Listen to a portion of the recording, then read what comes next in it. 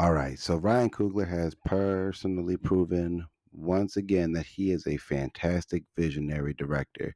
And I'm about to go into this movie as best as I can. I'm going to try not to spoil it, but if I do, I'll make sure to put a spoiler on the thing.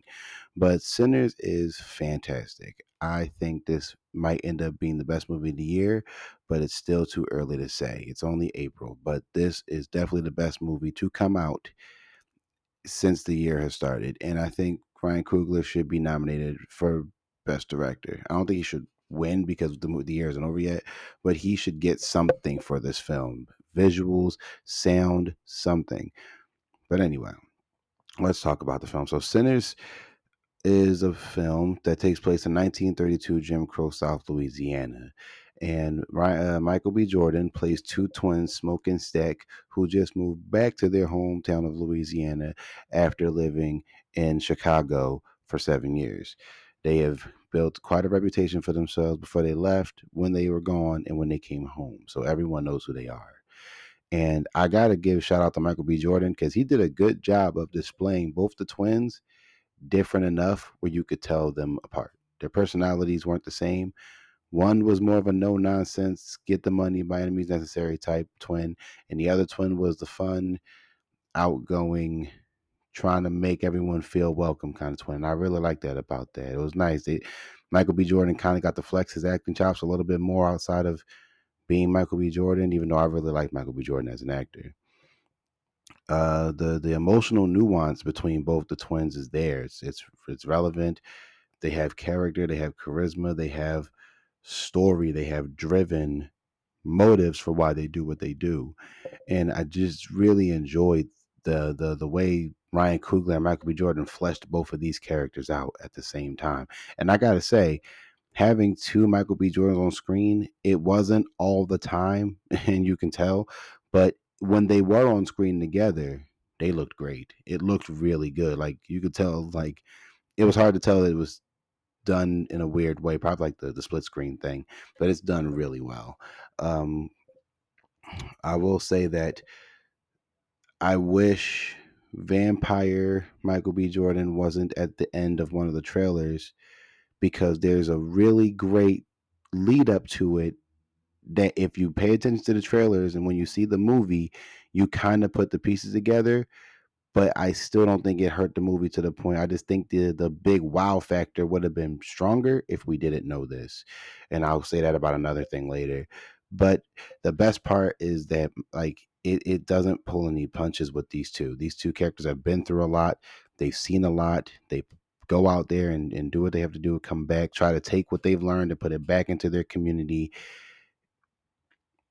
And it's just no punches pulled. Now, I will go out on the limb and say that Michael B. Jordan with the Southern accent was cool because I don't think he's ever done a movie where he had to switch his accent. But even with the accent, I was just like, yeah, it's Michael B. Jordan. It's just like it's Michael B. Jordan. But the characters are great. They're those two are great. I think those are some of Ryan Coogler's best works since like Killmonger. So kudos to that. Haley Steinfeld was very much out of her element, but I think that was a good thing. I think it was like she got to be somewhere different while also playing a biracial character. I don't think she's ever gotten to do that. And I do want to say I like the fact that they incorporated some actual real stuff about her. Like I know her mom's dad is half black in real life, and that's something that's mentioned in the movie. So that was actually really cool. I think that was a nice little like add in, like a nice little touch that they didn't have to do, but I like that they did it for her. And that she's even talked about it and talked about the relevancy of that character to her real life. So that's nice.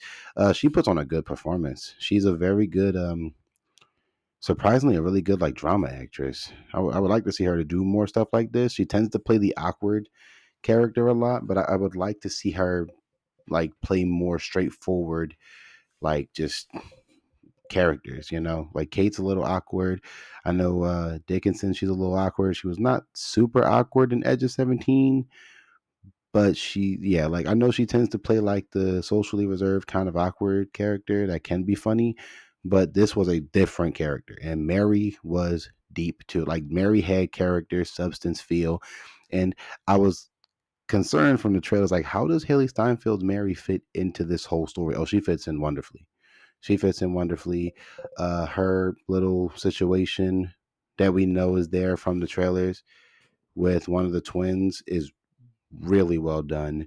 It's loving, it's hurtful, but it's done in such a way where you feel it. And that's really what it comes down to. Now, everyone else in the movie, I want to point out those two because they're the two big stars.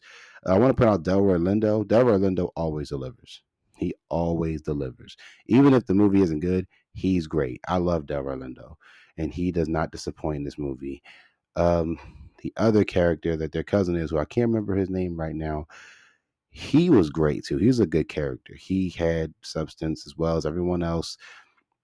Was the musical selling point of the film. He played the banjo wonderfully. It's a nice looking banjo, by the way. That leads into something that's such a pivotal point of the movie. I think his character is basically the centerpiece. Like, yeah, Michael B. Jordan and Haley Steinfeld are the marketing, but his character is the centerpiece of the film. And it's very blatantly there. Like, even when I like the movie was starting, I was like, I think he might end up being like he's supposed to be the main character, but Michael B. Jordan's the bigger star. So what are we gonna do with that?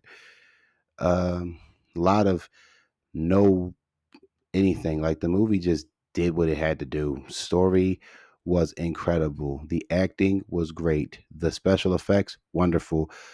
Shot beautifully. It is the only film this year shot on IMAX film camera. So that movie shot on film and IMAX, and it's the first film since Oppenheimer 2 years ago to be shot on IMAX film. Beautiful, and I really want to give a shout out to Ryan Coogler for this. He shot on location. He shot with film, and the movie is beautiful. The lighting, the sound, the costume design, the fake blood is all great. And the whole time I'm sitting in the theater, I am immersed in it. I had that cinema experience, which I hadn't had since Top Gun Maverick. Oppenheimer 2, certain films give you that feeling, but there was something different about this one. I felt like Top Gun Maverick again, where I was just in the theater and I was just in the movie, like I was there. And shout out to Ryan Coogler because he said that was his goal. He wanted to bring back that cinema feeling, that cinematic experience, and I absolutely got that. Actually, it's funny, when I came out the theater and I was going to the bathroom, I overheard two guys talking, and it was funny. The guy was like, "Man, usually that's the type of movies I'd be like, man, I could just see that joint when it hit streaming, or I could see that joint when it hit whatever, whatever." But they were like, "No, I'm glad I saw this in theaters." What do you know? You put out a film that gives you a cinematic experience, and people will go see the damn movie, and people will love the film. Ain't that a bitch? It's not like we haven't been saying this for years. And I do want to say I'm happy about this film. I was like excited for it because I love Ryan Coogler, but I'm also been stretching the issue on this channel about IPs not doing well. I think, and I would love to hope that Sinners does very well in the box office and even does well at the Oscars next year. I'm not saying it's like Oscar worthy. I'm saying there are some things about it where it should be nominated for something. Music, sound, costume design, cinematography, definitely cinematography. It's just Ryan Coogler could probably get nominated for best director. Like Sinners doesn't have to be nominated best film, but best director would be nice. It's a great film. I highly recommend this movie, and I don't want to spoil it because there are things that happen.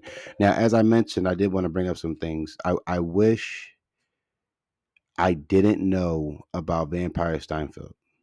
And I wish I didn't know, like I said earlier, about Vampire Michael B. Jordan, because it takes away from when it happens in the film. But the only reason why it doesn't take away completely is because the story elements come together to make you still feel. So I would say that it's kind of annoying that they're in the trailers, but it doesn't overall hurt the movie that much. But I do wish I had that feeling of, man, if I didn't know this was going to happen, I would have had more of a genuine reaction. But I was pretty much going through the entire movie like, so when does Steinfeld become a vampire? Because we know that from the trailer. When does Michael B. Jordan become a vampire? Now, how it happens for one of them is kind of sad. I will say that. Um, But all in all, I'll say this is a cinematic experience for a while, and I think it's going to be probably the biggest or one of the greatest cinematic experiences of this year. And I highly recommend anybody go see this on the big screen. Go see it on the biggest screen you can. I saw it IMAX. I wish I could have seen it IMAX 70 millimeter, but I'm pretty sure only a small number of movie theaters are doing it that way, and that sucks because I would have definitely seen it in that format. The So yeah, that's how I'm standing with it. But I will say on my final thoughts, I would definitely say Sinners might end up being Ryan Coogler's magnum opus, unless he finds a way to top it. I do think this might be his magnum opus though, and I love all of his films. Like I love Fruitvale Station, I love Creed, I love both Black Panthers.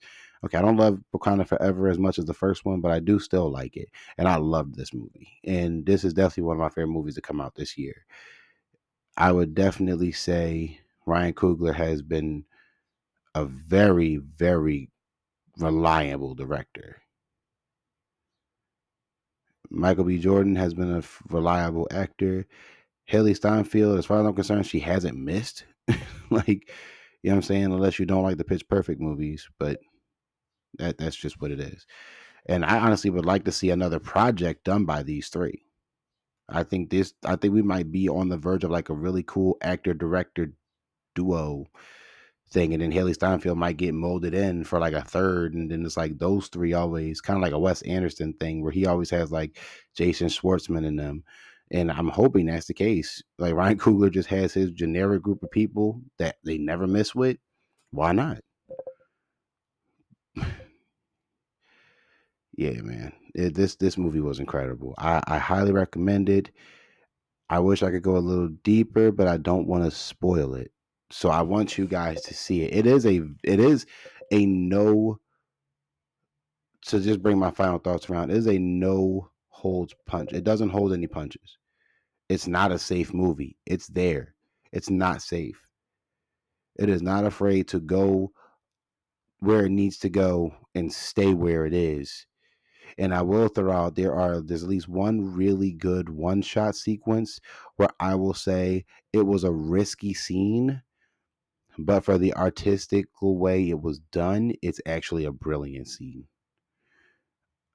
I will say, for spoiler but not spoiler, I loved the relevance of black people in music, because that is probably one of the most beautiful parts in the film, is that like black people's cultural relevance in music is not to be ignored. And I really want to straight say that strongly when I say this. It is just great. And I definitely recommend people see this movie. I said it multiple times. I'm saying it again. It's a great film. And that's just my final thoughts. And yeah, go see Sinners.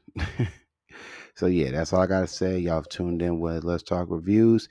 If you guys have anything to say about the film, please don't hesitate to comment down below, like, and subscribe.